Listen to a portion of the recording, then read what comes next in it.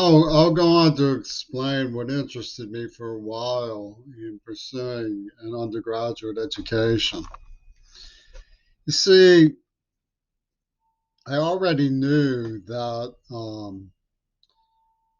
the forfeiture of social responsibility was very grave in the city of Pittsburgh and in Seattle, and had been overtaken with victim on victim chicken fights, and things have fallen into utter disrepair in Seattle. I don't know what the situation is in Pittsburgh. I haven't been there for a long time, but probably it's not much better. Psychologically, it might be in terms of physical terms, but in terms of vulnerability to criminal activities, it's probably just the same.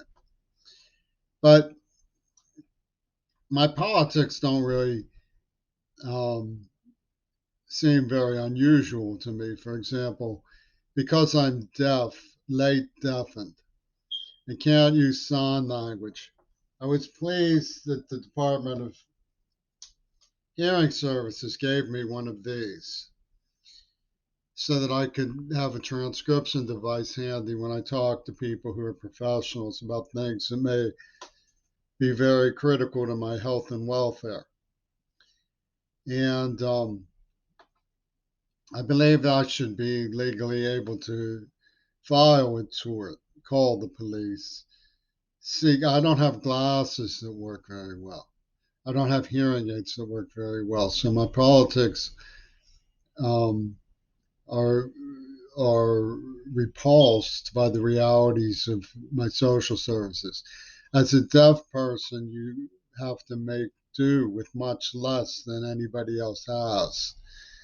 And in terms of friendship, social contact, um, even kindness and generosity is in short supply. Now, there's some exceptions in extreme situations. People have come through for me occasionally.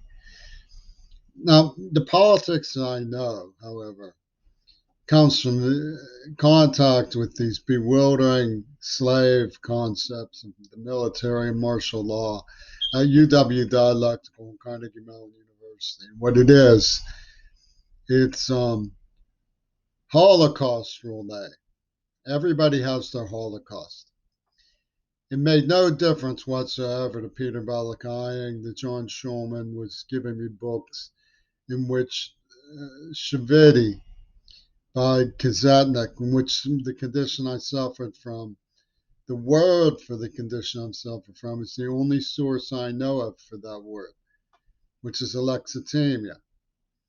The neurologist at the University of Pittsburgh has never heard of it. Neuropsychiatrists from Israel know what it is because they read Kazetnik. He's an Armenian Holocaust dude. And Armenian Holocaust is scholarly stuff. And he's got a soft spot for the Jewish girls who came to him cooing at the governor's school when he knew me as an eccentric. And so anything they say goes. He doesn't care that John Schulman and Leslie Katz are working on derailing my name. He has what's known as escalation dominance in the status quo. He can subordinate me to his academic reputation, and he will say whatever he wants to. And they will not look at the reality of the neurological implant. They're criminally insane. The Jewish Holocaust, Leroy was on a train, Moshe, they have grievances mile high. And this is what the University of Pittsburgh does. They have tormentors on the faculty who say, your brutalization counts nothing next to Bernie Sanders' um, promissory note to the Black Panthers for years and years of being shortchanged in um, best supporting actor roles. And this is the mindset. The human rights is not an intelligible thing to them. They believe they are on the sidewalks. And you walk down the street, okay? Somebody comes up and wants to spit at you, and comes up and wants to touch you, and wants to poison your food because he heard through the grapevine that someone with a Cornell West spinner beanie on it said had Professor Horn's guarantee that the Buffalo Soldier had been maligned by the white. And this is the way their apparatus thinks. You can't get fair functioning hearing aids. You can't get anything from the mental health services except sabotage of recovery. They lied to me and about me for 12 years, saying I couldn't finish school. I'm in Phi Theta Kappa at the damn school. When I escaped them, and Steve Tanya had a higher brand of emotional intelligence. His sacred Holocaust was embrace and empathy for all the world's Holocausts. So he gets to poison me in the mouth. This is the way that UW it's Holocaust roulette. They're not trying to learn about the world. They're not trying to reconcile. They're not trying to when um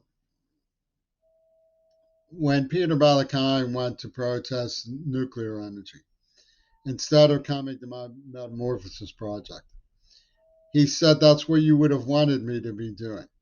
And probably he was right. I want you to go out and protest fossil fuels.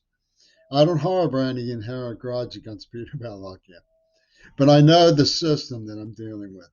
I know that I don't have working hearing aids. I know that I don't have a single real non-face lying friend, not one person who would tell the truth about the way that I was tortured. Brecker laughed. Get this. This is going to go into one of Balakian's Laugh of Day poems. Okay. Brecker laughed about how they used to drag Jimmy Creary through glass. And Thos Gordon was laughing. We used to drag Creary through glass. Want to know something? I remember when they dragged me through glass. It was in an alley where I used to hide from the kidnappers and stolen cars. And they did, in fact, drag me through glass, and it was not funny. I lived in terror in that alleyway. And that was one of the really, really, really nice things that they did to me. So go put that with the skin of the knees in their pockets, Balakian, and shove it up your you know what.